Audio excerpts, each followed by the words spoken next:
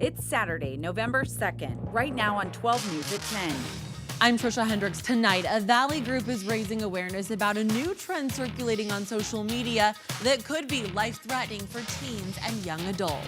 Vice presidential candidates making their final pitches ahead of Tuesday's election. What Arizonans say is at stake.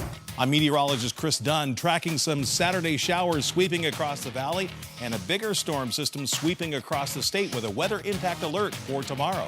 A popular restaurant chain is filing for bankruptcy. How that could affect its current locations. Plus, Valley Dogs taking to the waves this weekend where your pup can still get a chance to hang 10. 12 News at 10 starts now. We start with breaking news at 10 o'clock. 8 people, 6 of whom are children, rushed to the hospital after a crash in Phoenix. Take a look. This all happening near 39th Avenue in Thunderbird.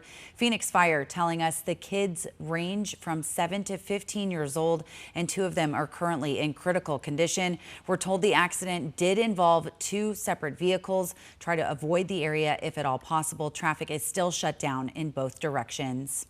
And a weather impact alert for you tonight. Let's take a live look right now at an ADOT camera. This on the I-10 at 16th Street. But as meteorologist Chris Dunn is telling us, this thing is on the move. So Chris, where can we expect it to head to next? Well, we have pockets of rain around the valley, Rachel, and I'll get to the live radar in just a moment. But first, we want to talk about this weather impact alert. It's really for tonight because we do already have the valley showers moving through and mountain snow, and that will continue through tomorrow. So passing valley showers not only tonight, but tomorrow. The snow level between 6,000 and 7,000 feet. So that puts it above Sedona, above Prescott, above Payson, but right into the Flagstaff zone. Cool and windy, especially windy along the Colorado River. Here's where we're finding the rain right now. This is the Loop 101 through Scottsdale, and as it makes that bend off to the west, so Scottsdale into Fountain Hills, you'll have some of these passing showers, maybe even a rumble of thunder. We've had that so far this evening. Lake Pleasant right up here, some passing showers through there. The Anthem area in Deer Valley along the 101 and I-17. This is all to the north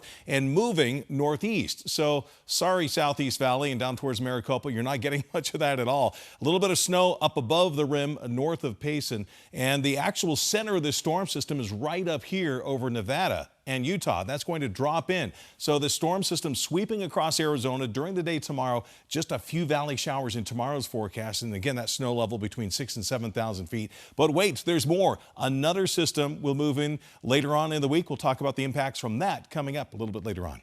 All right, good to see even the slightest bit of moisture throughout the valley. Chris, thank you. 3 days until the election and vice presidential candidates making their way to the Grand Canyon State for one of the last few pushes before the big day. 12 News journalist Brenda Lipinski joining us now live in studio with the details on their visits. Hey, Brenda.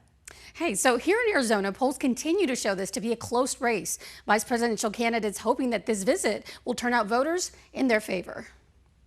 Vice presidential candidates Tim Walz and J.D. Vance rallying the final weekend before Election Day. Walz making an appearance in Flagstaff and Tucson. One vote per precinct in Arizona could be enough to turn this thing in the direction we know it needs to go. Voters sharing why they're supporting the Democratic ticket. I would really love to see more choice being given to women over their bodies, mainly because I experienced an incident back in my history, in my past, where I needed to take advantage of those services, and I don't want to see those taken away for other women. Part of the reason why we even moved to Flagstaff is the representation, the inclusiveness of Flagstaff, and I feel like Tim Walz just represents that, the whole Harris campaign. Over in Scottsdale, Vice presidential candidate J.D. Vance also calling out to voters. We're in a very, very good spot in Arizona, but I don't want us to get lazy, and I don't want us to rest on our laurels here. Supporters sharing what they feel is at stake in this election. Right here, we've got people coming across here that we don't want here and don't belong here, and the fact that they are here is a crime. So I'm really thrilled that Trump will be day one, will be getting these people out of our country. And Donald Trump has done so much for us in terms of making us be patriotic again. Yes. Just join together in commonality and purpose. Both candidates sharing their party's goals. She will sign into law the reproductive freedom bill that we all know we need. When Donald J. Trump is the president of the United States, we're going to go to war against the Mexican drug cartels. Hoping Arizonans turn out to vote on Tuesday. And for more information on where you can vote on Election Day, you can go to my.arizona.vote. Live in studio, Brenda Lipinski, 12 News. Brenda, thanks for tracking their visits for us. With roughly 72 hours to go, more than 70 million Americans have already cast their ballots. That's according to data gathered from 47 states and the District of Columbia. That figure is nearly 45% of the roughly 158 million votes cast for president in 2020. Nearly 70% of votes were cast ahead of Election Day that year, which took place amid the pandemic. But during the 2022 midterms, roughly half of the votes were cast before Election Day. And the Justice Department says it's sending election monitors to 86 counties in 27 states on Tuesday to ensure the integrity of the general election. That's 49% more monitors since 2020 and the most in 2 decades. The announcement comes amid growing concerns of improper partisan influence and potential voter suppression at election sites. All 7 of the contested swing states are on the Justice Department's list, along with a mix of dominantly red and blue states. The former governor's Office of Highway Safety Director has passed away. Alberto Gutierrez family announcing his passing today. There he is right there. He originally came to the United States after escaping Cuba in 1960 during the reign of Fidel Castro.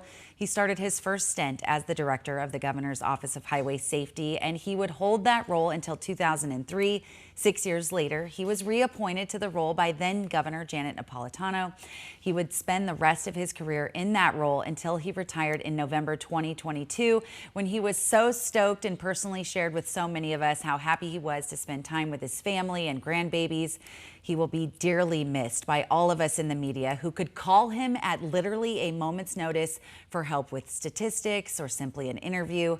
Our thoughts and prayers are with his family tonight and moving forward. We will miss him. Happening today, a women's march in Washington, D.C. and also at the Arizona State Capitol. Many attending carried Kamala Harris signs along with other messages that said, quote, "My body, my choice." The traditional women's march normally takes place at the end of January, but it wasn't just women who marched today. It feels incredible to be part of a community of women that really cares. And there are a lot of men here, too, which is really fabulous. I really feel very supported by all the communities that are around us, and we are going to win. Now I have a little girl, and it's really important for me to make sure that her rights are protected, that the rights of my friends and their kids are protected. And so that was why we came down from Flagstaff today to be here. And group organizers say the purpose of the walk is to stand up for abortion access and reproductive freedoms.